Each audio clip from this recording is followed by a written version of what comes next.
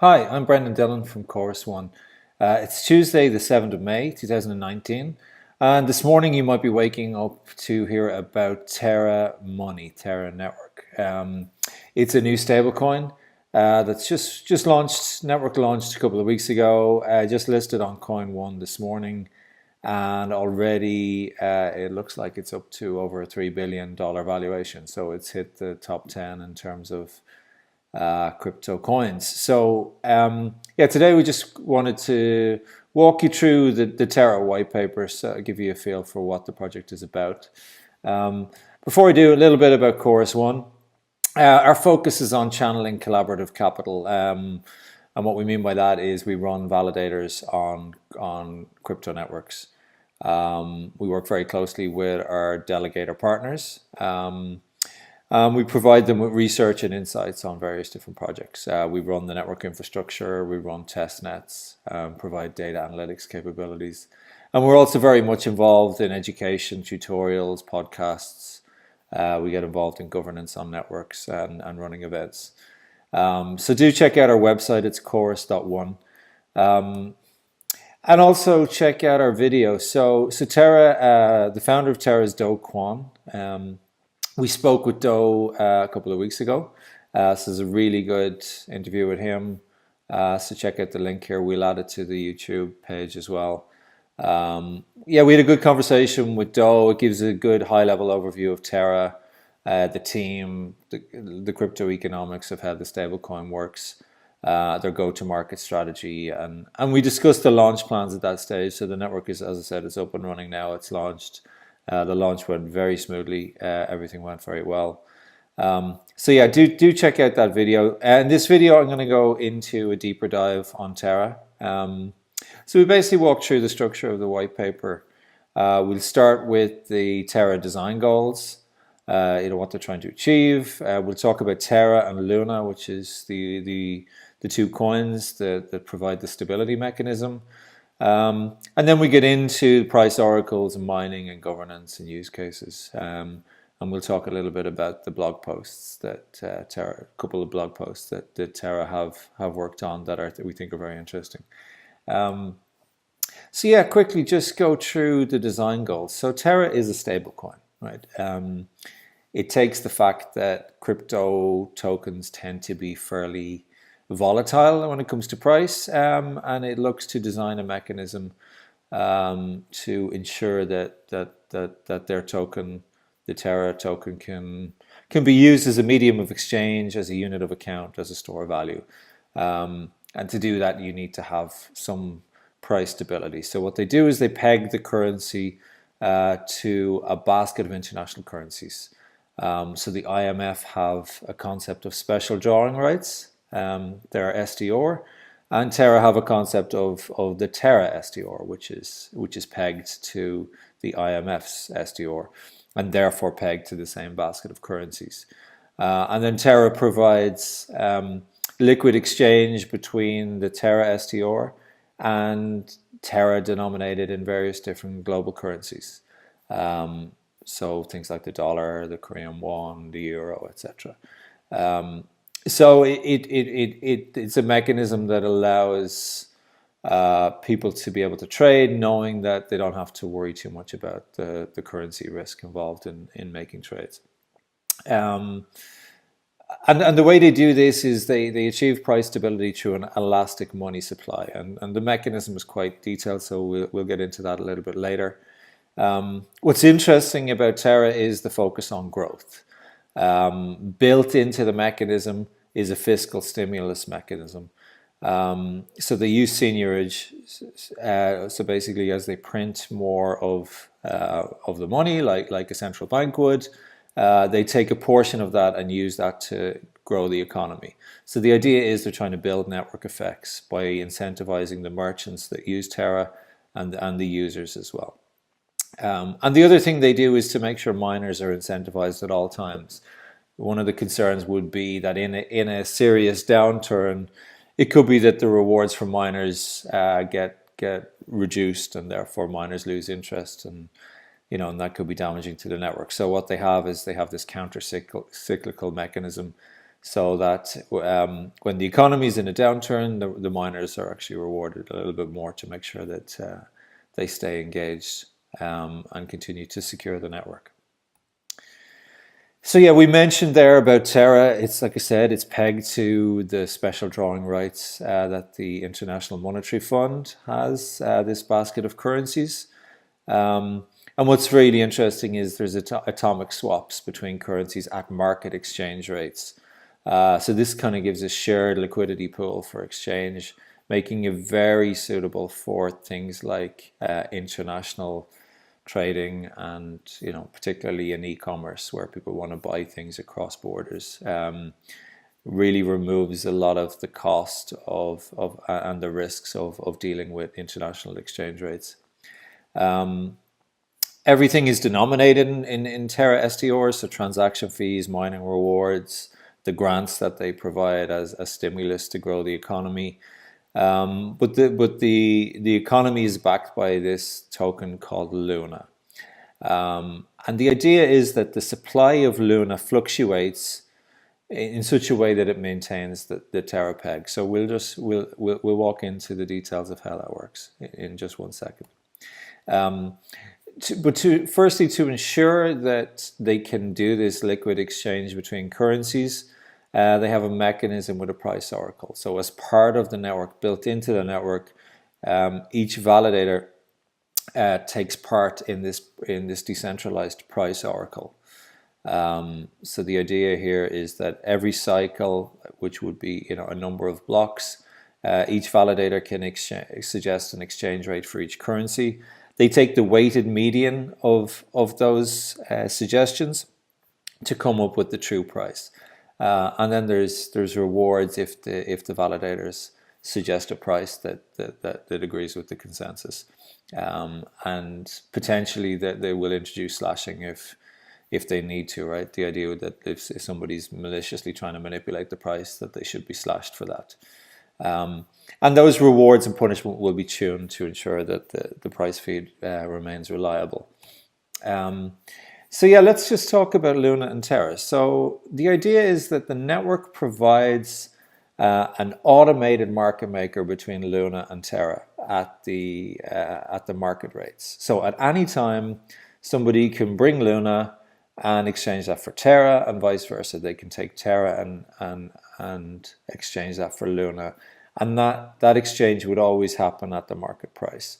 So what happens here is it gives an opportunity for arbitrageurs to step into the market if the Terra price loses its peg.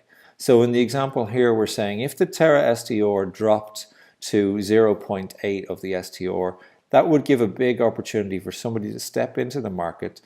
They could send Luna and buy these basically discounted Terra STRs.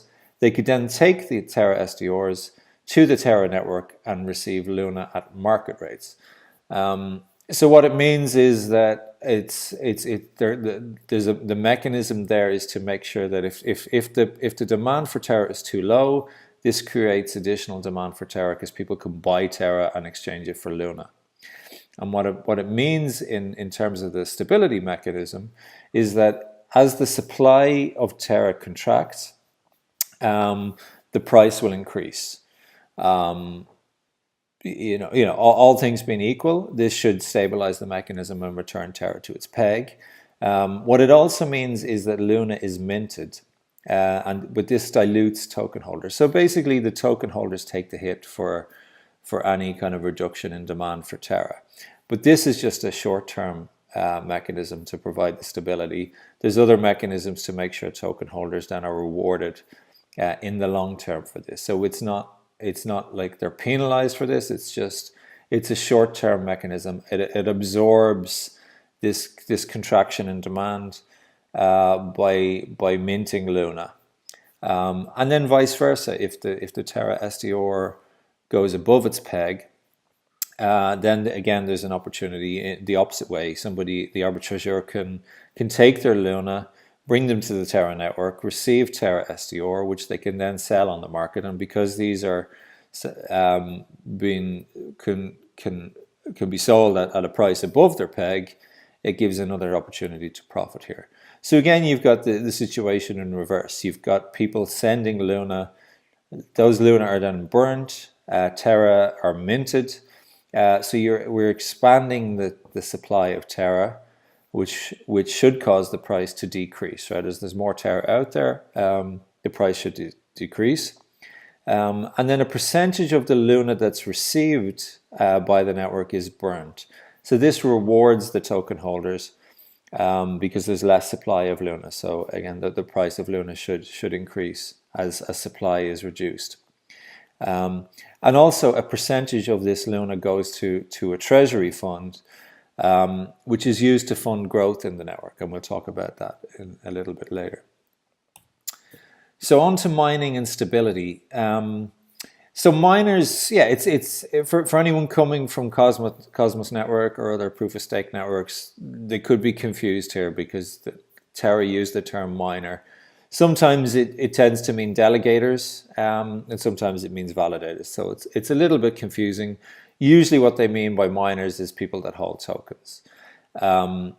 And Luna is the mining power, right? So more delegations to a validator means more blocks get proposed and more fees, right? So as you get more Luna, you're getting a bigger share of the network, and that's what they mean by mining power. You're getting a bigger share of network fees and of block rewards, and that means that you're actually in a better position to gain as the network grows, as the economy grows.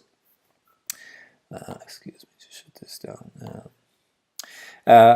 So the Luna burn rate, and by that we mean the percentage that's burnt versus contributed to the treasury. So basically what they do here is that they have a mechanism that changes this burn rate, and it's a function of the money supply and the transaction volume. So the idea here is that you measure the money that's in supply, you measure the transaction volume, and then you use that to decide what's an appropriate level to contribute to the treasury and what's the appropriate level to burn, right? And this is a mechanism where they basically shift some of the responsibility for any price fluctuations. Some of it is absorbed by the miners, as we've discussed, by the token holders, but some of it's absorbed by the treasury. So what happens here is that if the economy is in some kind of a downturn, it would make sense to actually contribute less to the treasury here because there's less available, and therefore it's kind of prudent for the network to not save as much, right? To not put aside as much to focus on growth.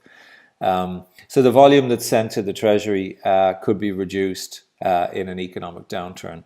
And that's measured, like I said, by the money supply and the transaction volume. There's counter-cyclical fees. So if we just walk through that, when demand falls, Luna is minted. The Luna token holders are diluted, but also the transaction fees increase, right? So what they do here is to say, look, well, in one sense, the token holders are being punished because of this slowdown in the economy. But what they do is they increase the transaction fees so that miners or validators stay involved in the network. They're happy because their overall returns are staying stable over time. And then the opposite happens. So when Terra demand increases, you start to burn Luna, which rewards the token holders. And what happens then is the transaction fees drop off. So I think the fees here, we have like from 0.01 to, I think it's actually capped now at 1%. So there's a very narrow range that they want to keep the fees here. And this is because Terra is going to compete with the likes of Visa and MasterCard, right? It's a stable coin used for e-commerce. And therefore, their initial market is going to be focused on e-commerce, where credit card companies might be charging 2% or 3%. So the goal with Terra is to keep the fees very low so that it's very attractive for these e-commerce players and also very attractive for consumers. Yeah, so the idea here, like I said, is that when the system is contracting, there's less available for the treasury to fund growth. and I think the analogy here is it's like household economics, right? When there's a recession, the first thing you need to do is save less. You've got less coming in, and therefore you save less money. But you also look for additional resources of income. So it might be somebody that drives an Uber in the evenings, to increase their sources of income.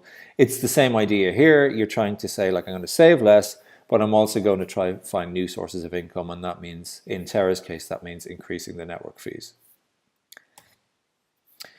So on to the growth incentives. So the growth incentives are approved by the community. So the first thing that happens is a project comes in, a project that wants to get funded by Terra. They make a proposal, and if that's passed by greater than 1/3 of the voting power, that project becomes approved for funding. The funding is actually decided by an algorithm. So it's not that somebody looks at a project and analyzes that. Once a project's approved, the funding that they can receive is a function of two things. Firstly, it's a function of how well they've used previous money they've received from the treasury, and also it's based on the volume of transactions that are going through their wallet. So basically, you say, like, if we give you money from the treasury, if you use it well and grow the transactions that go through your wallet, then you can get more money in the future. So it's I guess it's a fairly simple mechanism, but the idea is to make sure that there's clear goals for everybody. The goal here is to grow the economy. It's to grow the size of the ecosystem. And the more a vendor or a project can contribute to the growth of the ecosystem, the more rewards they get back from the treasury. And what's really interesting here is that the intention with this is not just to fund projects. It's actually to create new business models. Because the merchants, for example, like the e-commerce merchants that use this, they're basically getting rewards back for the volume of transactions they do. They can pass those savings on to customers, so they can give customers discounts, or they maybe give rewards to customers in other ways. And they're also free to retain the rewards that they receive for themselves. So this could be used to fund free decentralized apps, where the app builder takes the rewards, but they provide a free service. So we think there'll be some interesting business models here, because, like I said, the incentives are really to grow the economy. So any app or vendor that grows the economy can get some significant rewards if they're making a serious contribution to the size of the economy. So the use cases, I think we've covered the main ones. There's a big opportunity for e-commerce, particularly in Southeast Asia, where Terra have very strong relationships with e-commerce partners. Cross-border payments, I think we mentioned already, things like currency risk are very important there. So I think having a stable coin that has this exchange rate liquidity is very important. Remittances, I think, is also a huge market. It's a big problem with remittances if you're trying to do remittances in crypto. The volatility is a big problem. So having a stable coin is really interesting there. I think we'll start to see it used more in international trade settlement. But when you think about using crypto just for daily business operations, stability is key in a number of areas. If you want to pay your staff, and so payroll is very important here. But things like lending, if you want to lend money, you want to make sure that you get paid back in something that's price equivalent to you're measuring your interest rate, but you want to make sure that the capital that you've lent out isn't changing in value when it's lent out. So I think having a stable coin is very important for lending, for things like escrow, for insurance. So there's many parts of the economy that can only really function properly when you have a stable currency. And Terra are also working on some government use cases as well. So for example, Mongolia are one of the early adopters here. They're planning to use Terra for tax collection. And Terra, excuse me. And Terra are also working on some things around global aid as well, which looks very interesting. So yeah, just a couple of blog posts here. Again, I've put the links here. We'll put this in the YouTube channel so that you can have a look at these. There's a very interesting blog post that explains this concept between how they manage this monetary supply, like and the relationship between velocity and seigniorage and stability. What the key takeaway from the blog post is that the velocity is very important for the Terra economy, that you need to keep the velocity relatively low, and I think that's the case for any economy. So in this case, you're acting like a central bank, and you want to make sure that the currency is not rotating too much through the economy, but also not too slowly. And I think what Terra, like some of the metrics that the Terra team are tracking, are just trying to understand how fast is money moving through the economy. So if they can create an economy that's high growth with low velocity, what that means is they can actually give more back in terms of the rewards that are available for discounts, and that could really have a big impact on how fast the economy grows. But there is a concern here, like that the growth incentives could drive velocity. Like if the goals of the incentives are to increase the flow of money through merchant accounts, then maybe that creates an incentive to actually increase the velocity. So the team have a real challenge here to make sure that they can keep the velocity low but also keep the growth high. And if they can, then there's some serious opportunity here to like basically accelerate growth. So do have a look at that blog post. It's very interesting. And I think this is probably the most important blog post. This is where they've tried to model what a serious downturn would look like for Terra. So what we have here in the top right corner is they've shown the economy that grows for I guess the first kind of 3 or 4 years. The economy grows as planned, and then there's a serious recession, and the recession, like the demand drops 93%, so it's like a very intense recession, like a really bad crypto winter, and it's dragged out over a number of years, so it's an extended recession, and they've tried to model what that looks like in the Terra economy, like what's the impact here. And what's interesting here is that the fees will rise, that they'll rise up to 1%. And at times what we see is that the amount that's given to the treasury is reduced to zero for a period of time. So it means it's a bad situation. But overall, because of the way the stability mechanisms are managed, what happens is, even though the fees go from 0.1% up to 1%, on average, they stay at 0.5%, even through this very severe recession. So that should mean that, without this recession, the fees should stay very close to the lowest rate of 0.1 or very close. But even in a very bad recession, the average fees would only be 0.5%, which is a lot less than merchants would pay today on fees.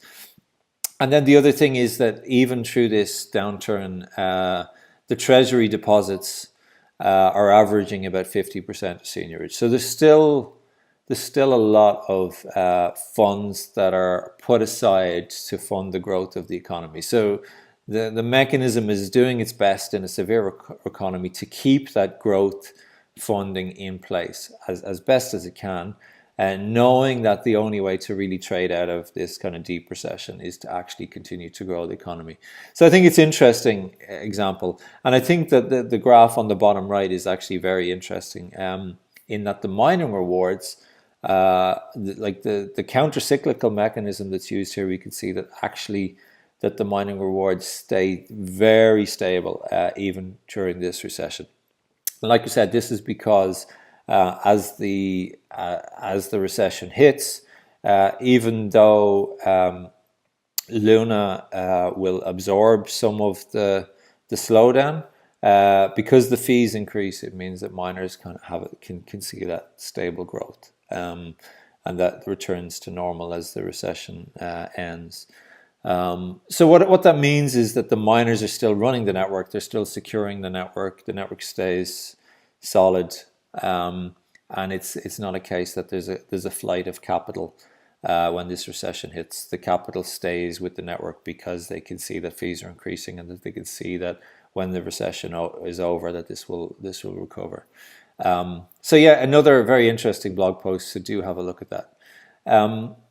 So I've covered a lot. We've covered it pretty fast. So if there's any questions, please add them to the YouTube channel. We'll be working on some more video content. We just wanted to get this out today. Like I said, it's a momentous day for Terra. They've entered the top 10 in terms of market cap. It's a very promising project. They have a lot of Asian e-commerce vendors lined up to work with this coin. Like I said, the Mongolian government. So it looks very promising. And the mechanisms they've used to design the stablecoin are, look to be very robust. Certainly some interesting ideas there. They've taken some great ideas from central banking. Their advisors are from Harvard and from the New York Fed, so they have some great people on the team that are putting this stability mechanism together.